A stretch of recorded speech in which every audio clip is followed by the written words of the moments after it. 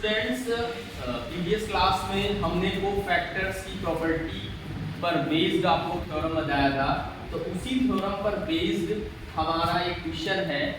तो उस क्वेश्चन के द्वारा हम उस थ्योरम को वेरीफाई कर रहे हैं। उस थ्योरम में हमने बताया था कि किसी भी रो या किसी भी कॉलम के किसी के एवरी एलिमेंट के करस्पॉन्डिंग किसी अनदर रो या कॉलम के एलिमेंट्स के करस्पॉन्डिंग को फैक्टर्स से अगर हम प्रोडक्ट कर लें और उनका सम ले लें तो हमेशा रिजल्ट हमारा 0 आता है।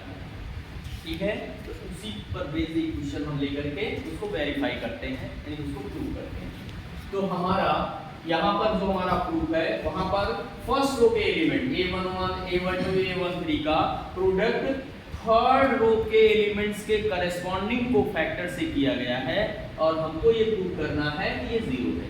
तो सबसे पहले हम क्या करेंगे, सबसे पहले हम थर्ड रो के करस्पॉन्डिंग एलिमेंट्स यानी जैसे 1 है, 5 है, -7 है, इनके करस्पॉन्डिंग हम को फैक्टर्स फाइंड करेंगे। तो सबसे पहले हम a31 फाइंड करते हैं। तो a31 आपको पता है, मैंने बताया भी था कि कोफैक्टर्स के लिए हम माइनस निकालते हैं और उनके साइन चेंज कर देते हैं, वही कोफैक्टर्स हो जाते हैं। तो नॉर्मली देखा जाए तो मैंने साइन कन्वेंशन बताया ही था कि अगर फर्स्ट एलिमेंट प्लस है, ये माइनस है, ये प्लस है, यानी इसके पहले हम प्लस साइन ही लेंगे।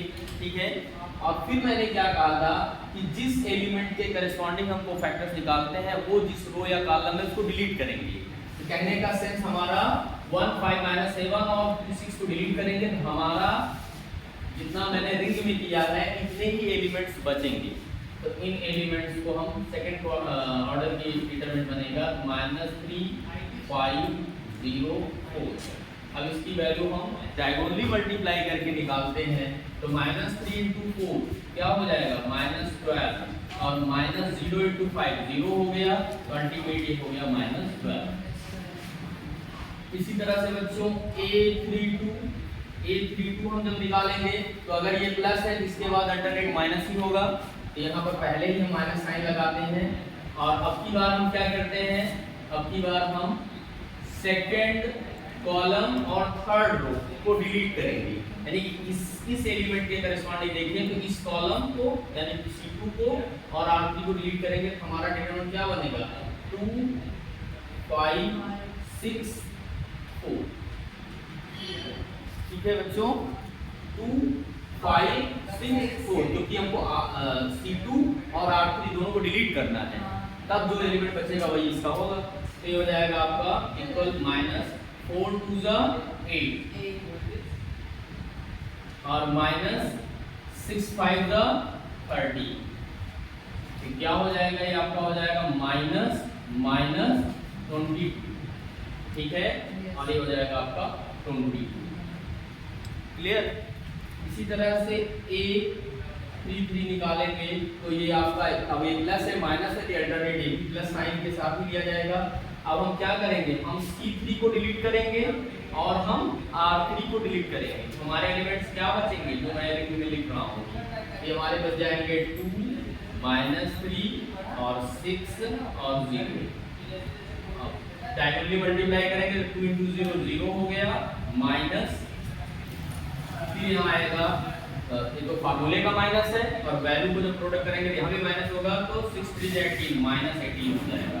अल्टीमेट हमारा क्या आ जाएगा, +18, क्योंकि -2 तो इस तरह से बच्चों हमने थर्ड रो के करस्पॉन्डिंग एलिमेंट्स के रिस्पेक्ट में हमने वो फैक्टर्स निकाल लिए।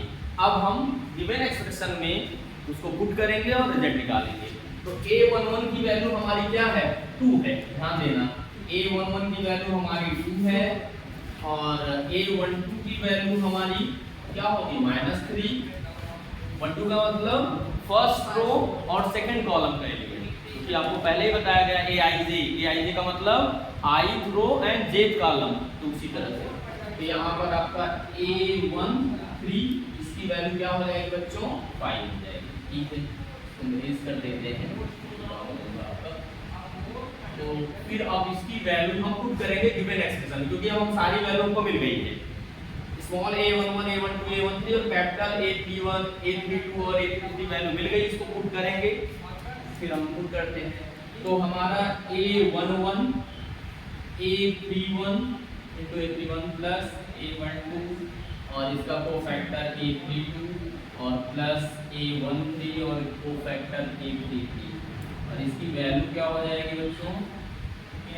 A11 की वैल्यू क्या है 2 है और A31 की वैल्यू क्या है -12 into -12 ठीक है प्लस A12 की वैल्यू क्या है बच्चों -3 ये हो गया आपका -3 और A32 की वैल्यू क्या है 22 into 22 और प्लस A13 की वैल्यू क्या है 5 है 5 into और A33 की वैल्यू क्या है 18 अब इसको सॉल्व करेंगे हम क्या हो जाएगा 12 2 जा 24 और यहाँ क्या हो जाएगा 22 3 जा -66 ठीक है और यहाँ दोनों का 85 जा 90 ऐड करिए 6 4 10 0 1 6 8 9 -90 और ये आ गया +90 इस तरह क्या आ गया 0 आ गया और इस तरह हमारा RHS आ गया इस तरह से